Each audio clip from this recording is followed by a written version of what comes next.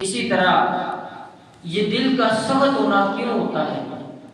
یہ دل کا سخت ہونا انسان کے گناہوں کے سبب ہوتا ہے کہ انسان گناہ کرتا ہے تو انسان کا دل سخت ہوتا ہے، یہاں تک کہ انسان گناہ کو گناہ ہی نہیں سمجھتا، اس کے دل پہ کوئی اثر ہی نہیں پڑتا، کوئی جو بھی ہوتا رہے وہ سمجھتا کچھ بھی نہیں ہوا، یعنی گناہ کو انسان گناہ ہی نہیں سمجھتا ہے۔ یہ انسان کے معاملات ہیں۔ اب گناہ کر کر کے انسان کا دل سخت ہو جاتا ہے، ان گناہوں کی وجہ سے انسان اللہ سبحانہ و تعالیٰ کے حضور آنسو نہیں بہاتا، دل سخت ہو جاتا ہے۔ اس لیے ہم نے اللہ تعالیٰ کو یاد کرنا ہے، اللہ والوں سے اپنے تعلق کو مضبوط کرنا ہے۔ جب انسان اللہ والوں سے اپنے تعلق کو مضبوط کر لیتا ہے تو انسان کے دل کی یہ سختی دور ہو جاتی ہے۔ اس لیے ہمارا یہ رمضان کے بعد بھی قرآن سے تعلق، دین سے تعلق قائم رہنا چاہیے، کیونکہ ہم صرف رمضان کی عبادت نہیں کرتے، ہم تو اللہ سبحانہ و تعالیٰ کی عبادت کرتے ہیں۔ رمضان جا چکا ہے لیکن رحمان ہے، جس کی ہم نے عبادت کرنی وہ ابھی بھی ہے، اللہ کی رحمتیں اس قدر ابھی بھی ہیں، صرف آپ کے آنے کی دیر ہے۔ اس لیے رمضان کے جانے کے بعد ہم نے اللہ تعالیٰ کو چھوڑ نہیں دینا، ہم نے اس عورت کی طرح نہیں ہو جانا جس کے بارے میں قرآن کہتا ہے وَلَا تَكُونُوا كَالَّتِي نَقَضَتْ، اس عورت کی طرح نہ ہو جانا، وہ عورت جو ساری رات دھاگا بناتی رہتی ہے، بنتی رہتی ہے، جب صبح ہوتی ہے تو اس کو وہ ریزہ ریزہ کر دیتی ہے، یعنی توڑ دیتی ہے، اپنی محنت کو ختم کر دیتی ہے، بیکار کر دیتی ہے۔ یہ معاملات اس کے ساتھ آتے ہیں کہ ساری محنت کو ضائع کر دیتی ہے، تو اس عورت کی طرح اللہ کا قرآن کہتا ہے نہ ہو جانا۔ اب میں اس کو سادہ مثال کے ساتھ بات کو سمجھاتا ہوں۔ جس طرح کوئی شخص ایک مہینے کے لیے اس کو کام ملتا ہے، بندہ جاتا ہے کسی فیکٹری کے اندر، آپ دکاندار ہیں، کاروباری افراد ہیں، آپ اس بات کو بخوبی جانتے ہیں، جب کہ بندہ آپ کے پاس آتا ہے، آپ کہتے ہیں بھئی ہم آپ کو ایک مہینے کے لیے رکھیں گے، ایک مہینہ ہم چیک کریں گے، دیکھیں گے کہ آیا آپ کام ٹھیک کرتے ہیں، اگر ہمیں آپ کا کام پسند آیا تو ہم آپ کو پرماننٹ جاب پہ رکھ لیں گے، لیکن اگر پسند نہ آیا پھر ہم آپ کو نہیں رکھ سکیں گے، آپ سے معذرت کر لیں گے۔ اب یہی رمضان کا حال ہے کہ اللہ سبحانہ و تعالیٰ نے ایک مہینے کے لیے آپ کو ٹائم دیا ہے، بھئی سیمپل تیار کر لو، اپنا نمونہ پیش کرو، اپنے آپ کو اللہ کے سامنے پیش کرو۔ بعض ائمہ علماء اس چیز کی طرف بھی گئے کہ ہمارے پاس ایسا کوئی سٹینڈرڈ نہیں ہے، ایسا کوئی معیار نہیں ہے کہ ہماری رمضان کی عبادات قبول ہوئی ہے یا نہیں ہوئی، کوئی ایسی ہمارے پاس اتھینٹک بات نہیں ہے، لیکن کچھ قرائن ہیں، کچھ شواہد ہیں جن کی بنیاد پہ انسان سمجھ سکتا ہے کہ ہو سکتا ہے میری عبادت اللہ سبحانہ و تعالیٰ کے ہاں قبول نہیں ہوئی۔ جیسے یہ انسان اگر اس کا کام مالک کو پسند آ جاتا ہے، وہ اس کو باقی سال کے لیے بھی کام دے دیتا ہے، وہ اس کو پرماننٹ اپنے پاس رکھ دیتا ہے۔ اب اللہ تعالیٰ نے آپ کو ایک مہینے کے لیے بلایا، ہم آئے، ہم نے عبادات کی، لیکن ایک مہینے کے بعد ہم نے چھوڑ دیا، تو کیا ہماری عبادت قبول ہے؟ کیا اللہ تعالیٰ کو ہمارا سیمپل پسند آیا ہے؟ ہرگز نہیں۔ یہ ہماری خام خیالی تو ہو سکتی ہے، ہماری خوش فہمی ہو سکتی ہے کہ ہم نے رمضان کا مہینہ پایا، بڑی عبادت کر لی۔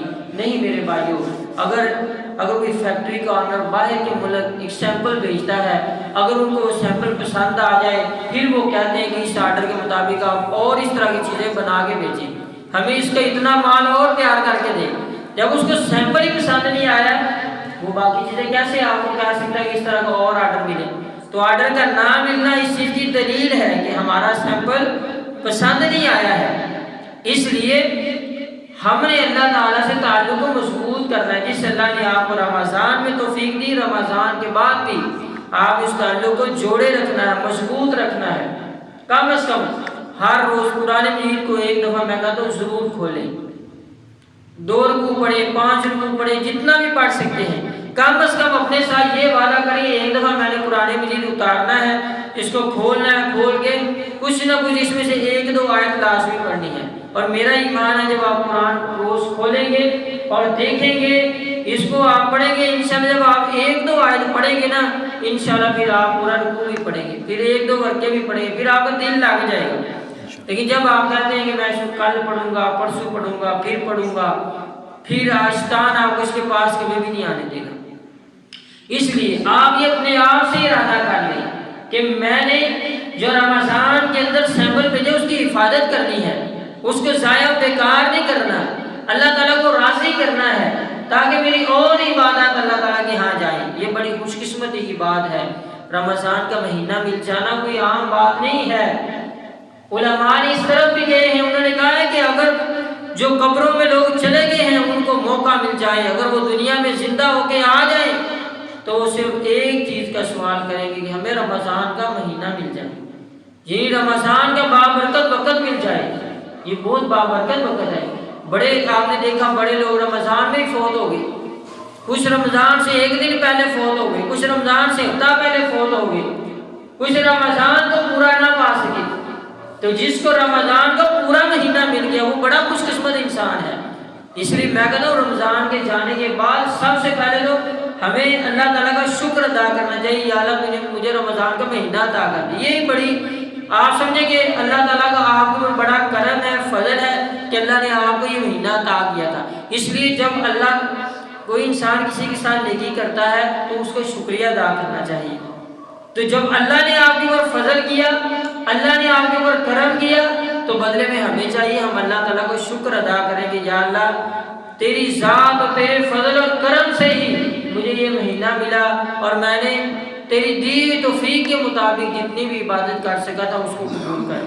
تو شکر کرنے سے بھی اللہ تعالیٰ اور دیتے ہیں، جس طرح قرآن مجید میں آتا ہے کہ تم شکر کرو گے میں تمہیں اور دوں گا، اگر ناشکری کرو گے تو میرا بڑا عذاب بڑا سخت ہے۔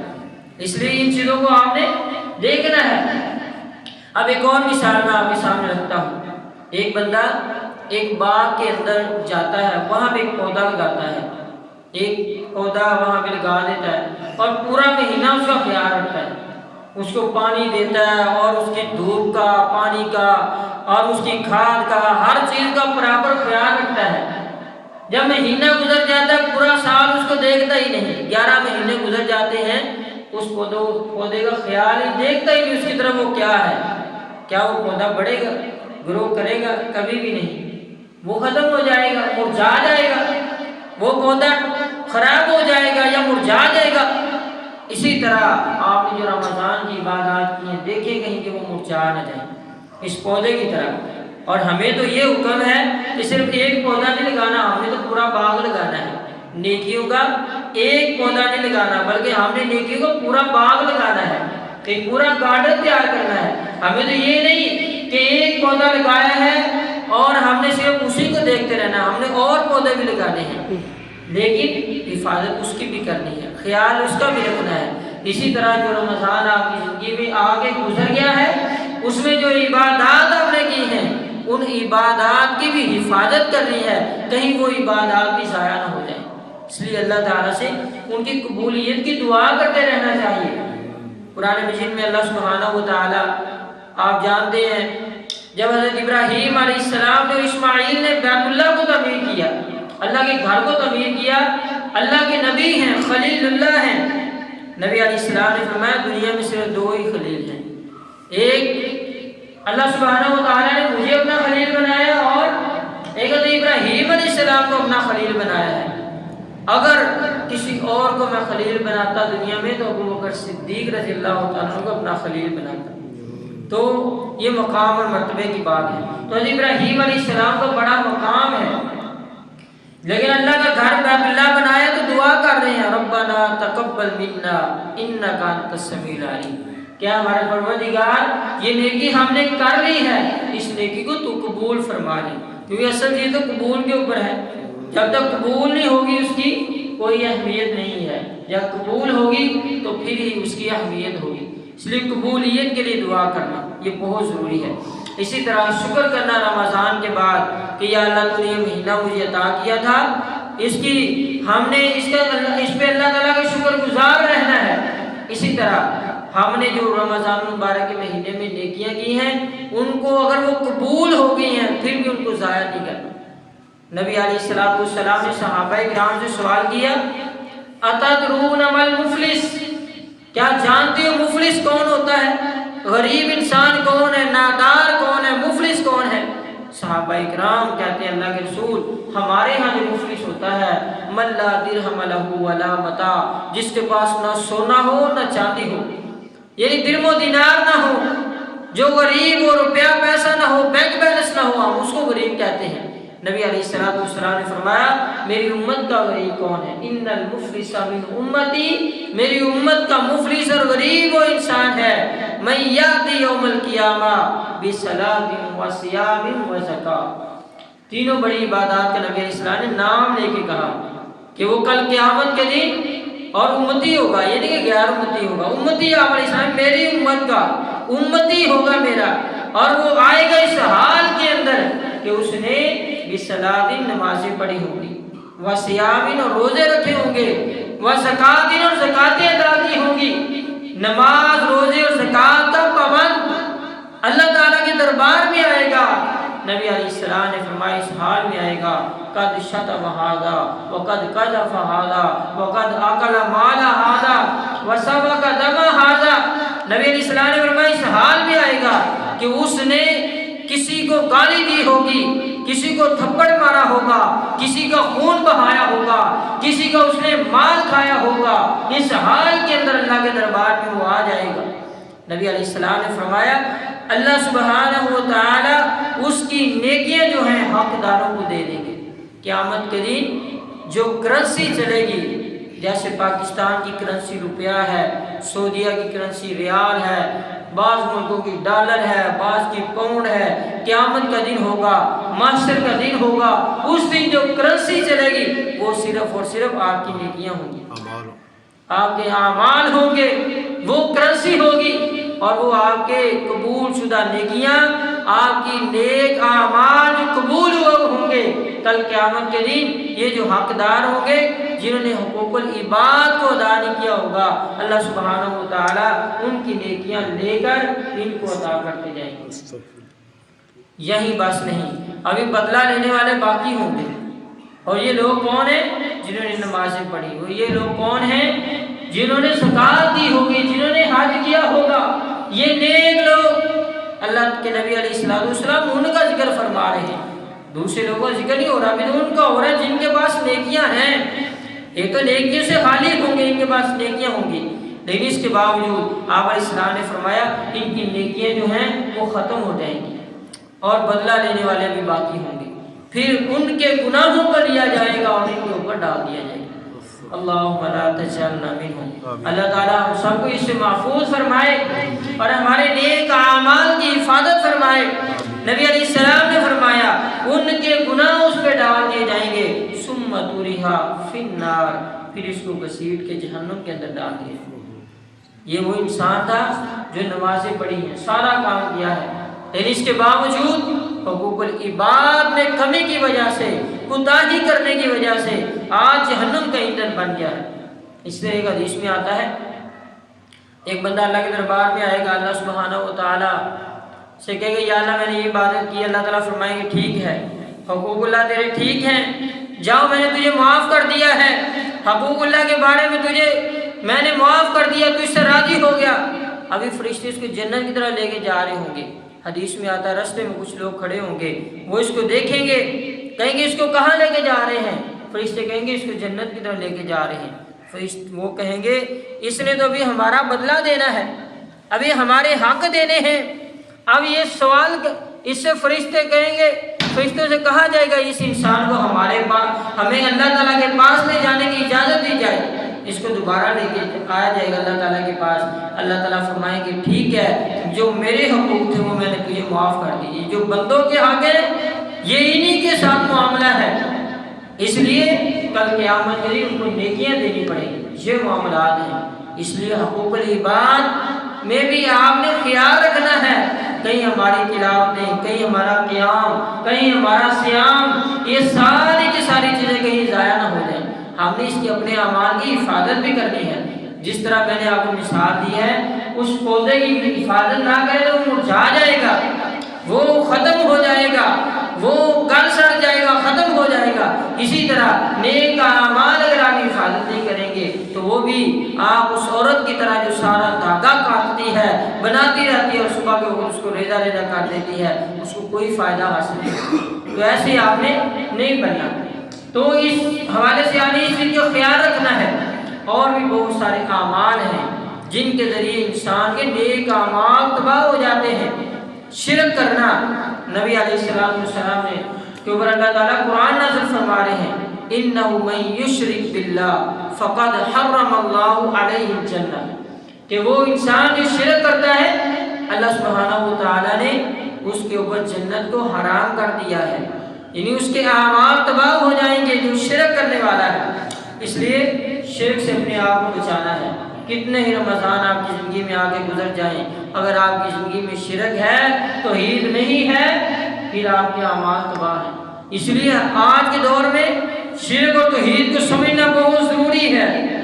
بہت زیادہ شرک عام ہو گیا ہے، تو یہ ایک الگ ٹاپک ہے، لیکن شرک اگر آ گیا تو چاہے جتنے بھی رمضان آپ کی زندگی میں آ جائیں، جتنے بھی نیک اعمال آپ کر لیں، ان کا کوئی ریٹ نہیں ہوگا، کوئی اہمیت نہیں ہوگی۔ اسی طرح آپ کے جتنے اعمال بھی ہیں اگر وہ سنت کے مطابق نہیں ہیں، ان میں بدعت کی ملاوٹ ہے، وہ عمل کتنے کیوں نہ ہوں، اگر آپ کے چہرے پہ محراب پڑ گیا ہے، نشان پڑ گیا ہے، عبادت کر کر کے آپ تھک چکے ہیں، ساری چیزیں ہیں، اللہ تعالیٰ فرماتے ہیں یا ایھا الذین آمنوا اطیعوا اللہ واطیعوا الرسول ولا تبطلوا اعمالکم، سورہ محمد ہے، 26واں پارہ ہے۔ اللہ سبحانہ و تعالیٰ فرماتے ہیں ایمان والو اللہ اور اس کے رسول کی اطاعت کرو اور اپنے اعمال کو تباہ نہ کرو۔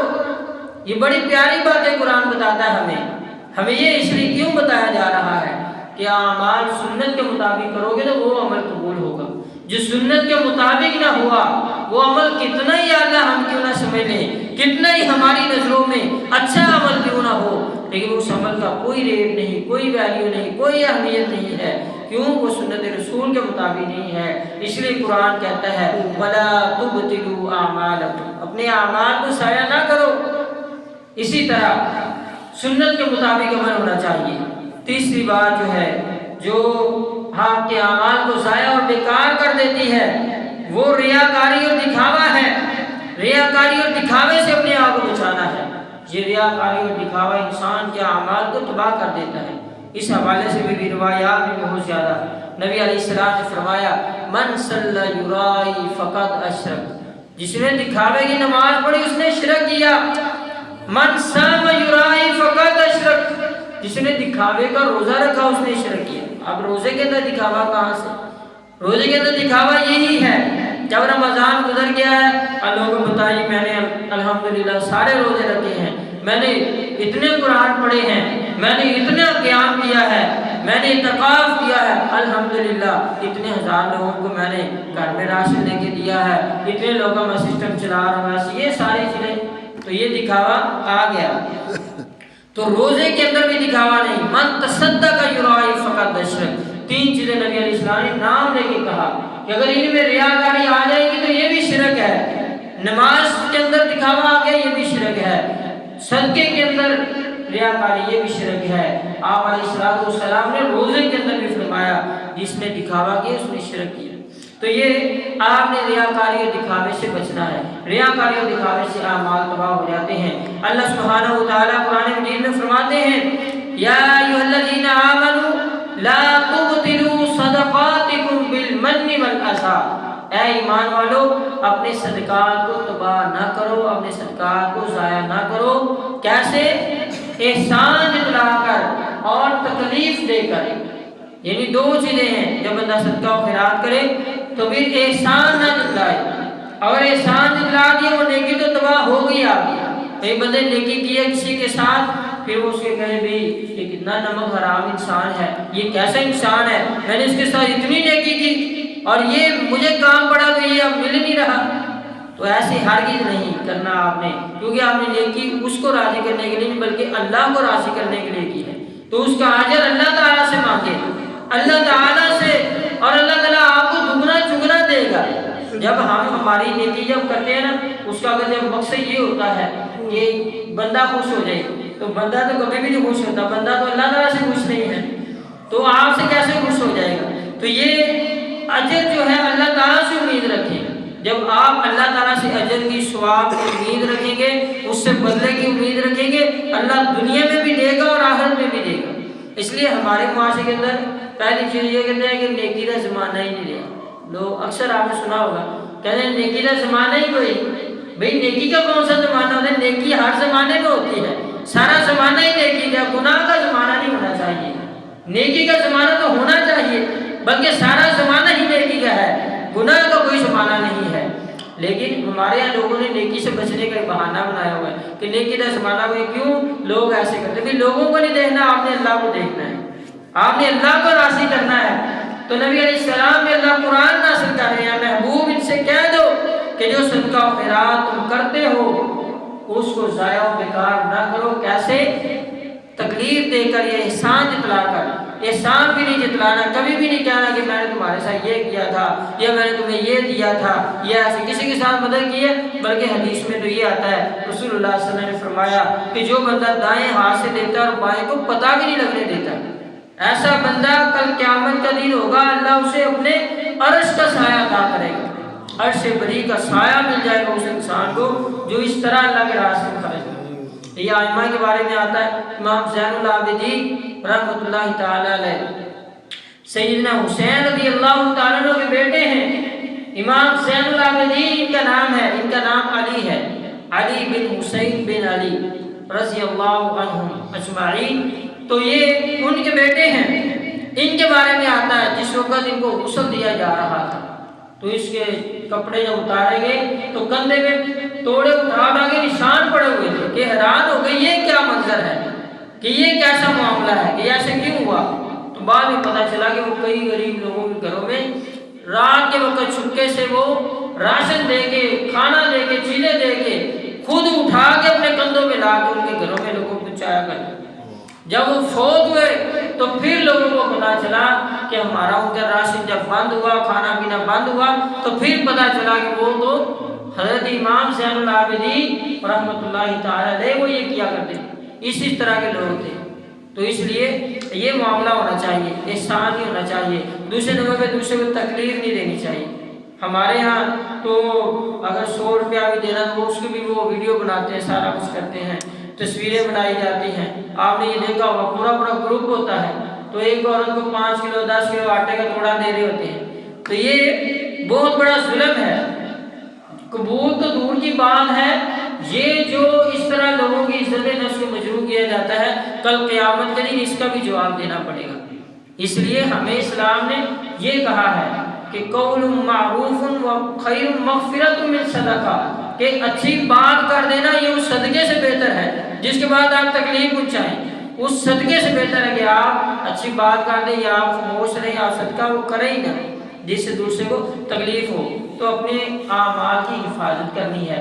اعمال کی حفاظت کیسے ہوگی؟ کہ آپ نے ریاکاری نہیں کرنی، احسان نہیں جتلانا اور تکلیف نہیں دینی، یہ ساری کی ساری چیز، شرک سے بچنا ہے اور ان ساری چیزوں کا ہمیں تیار کرنا ہے۔ اور سب سے بڑی بات یہ ہے کہ آپ نے اللہ تعالیٰ سے ثبات قلب مانگنا ہے کہ یا اللہ مجھے جس طرح رمضان میں تو نے عبادت کی توفیق دی ہے اسی طرح میرے دل کو اپنے دین کی طرف لگا دے۔ یا مقلب القلوب ثبت قلبی علی دینک، اے دلوں کو پھیرنے والے میرے دل کو اپنے دین کی طرف پھیر دے۔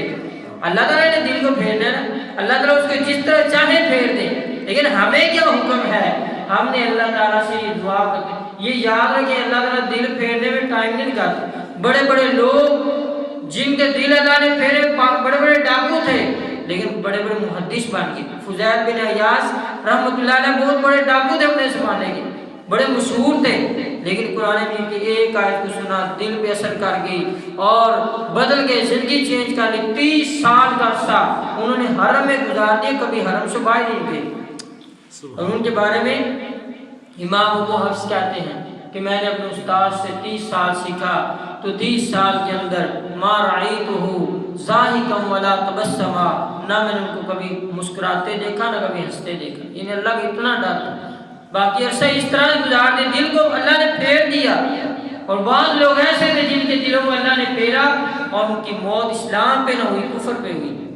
اس لیے اسلام میں کہتا ہے آپ نے دعا کرنی ہے، اللہم من احییتہ منا فاحیہ علی الاسلام، اے اللہ ہمیں جب تک زندہ رکھنا اسلام پہ زندہ رکھنا، ومن توفیتہ منا فتوفہ علی الایمان، اے اللہ جب ہمیں موت دینا تو ہماری موت بھی ایمان پہ ہو۔ یہ بہت بڑی دعا ہے جو ہمیں کرنی چاہیے۔ یہ دعا تو اللہ کے نبی بھی کرتے رہے ہیں۔ حضرت یوسف علیہ السلام کا ذکر قرآن کرتا ہے، یوسف علیہ السلام دعا کرتے ہیں توفنی مسلمہ والحقنی بالصالحین، اے اللہ جب مجھے موت آئے تو اسلام کی حالت کے اندر آئے، جب میں دنیا سے جاؤں تیری فرما برداری کے اندر جاؤں۔ حضرت ابراہیم علیہ السلام یعقوب علیہ السلام کو اپنے بیٹوں کو ان کو وصیت کر رہے ہیں وَلَا تَمُوتُنَّ إِلَّا وَأَنْتُمْ مُسْلِمُونَ، تم نہ مرنا مگر ایک مسلمان اسلام کی حالت کے اندر۔ اس لیے یہ چیز، اس کے بعد ربنا لا تزغ قلوبنا بعد إذ هديتنا، یہ والی دعا ہے، اس کو کثرت سے پڑھیں۔ ربنا افرغ علينا صبرا وثبت اقدامنا وانصرنا على القوم الكافرين، اس طرح یہ دعا ہے۔ تو اس طرح جو بھی ثبات کی دعائیں ہیں کہ یا اللہ ہمارے دل کو اپنے دین کی طرف پھیر دے، اپنے دین کے ساتھ مضبوط کر دے، یہ دعا کثرت سے کرتے رہیں، قبولیت کی دعا کرتے رہیں۔ اللہ سبحانہ و تعالیٰ کی حضور دعا ہے جو کچھ بیان کیا ہے اللہ تعالیٰ ہمیں عمل کرنے کی توفیق عطا فرمائے، ہمارے دلوں کو اسلام سے ایمان کے نور سے مزین فرمائے، منور فرمائے۔ اقول قولی ھذا استغفر اللہ لی ولکم ولسائر المسلمین۔